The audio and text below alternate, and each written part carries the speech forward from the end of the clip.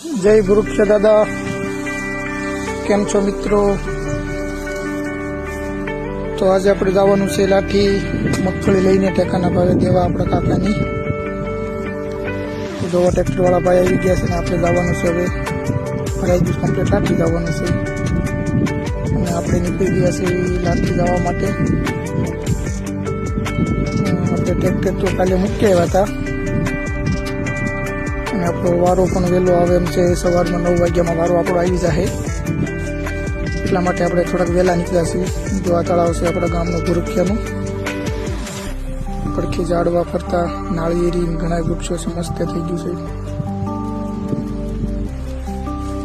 તો ફાઇનલી આપણે લાઠી માર્કેટમાં પહોંચી ગયા છે અને તમે જોઈ શકો છો કે સારે બાજુ મગફળીના ઢગલા છે. અને આ છે આપણા ટ્રેક્ટર વાળા ભાઈ વિધિભાઈ, એ આપણે મદદ કરાવી રહ્યા છે સિંગુ નીચે ઉતારવામાં, ઠલવવામાં. જો બધા ખેડૂત પોતાના ઢગલા મળ્યા છે કરવા.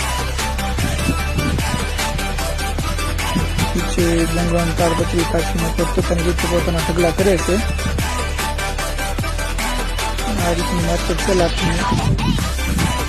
જ્યાં જોવો ત્યાં સિંગુ જોવા મળશે. ટ્રેક્ટર, મોટા ભાગના વાહન ટ્રેક્ટર છે.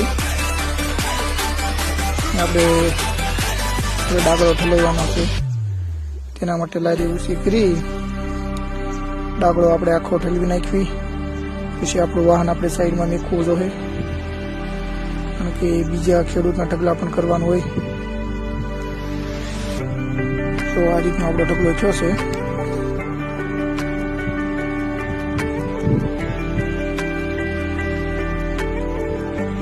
જોઈ લો તમે, આ રોનકભાઈ ને અમારા દાદા, એ પણ પોતાની સિંગ લઈને આવ્યા છે.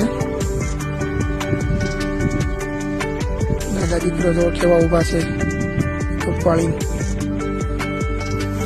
હાલો આપણે એના ઢગલે પણ આટો મારવી. હું અત્યારે કરી રહ્યા છે, એના કાકા ઠલવે છે એકલા એકલા.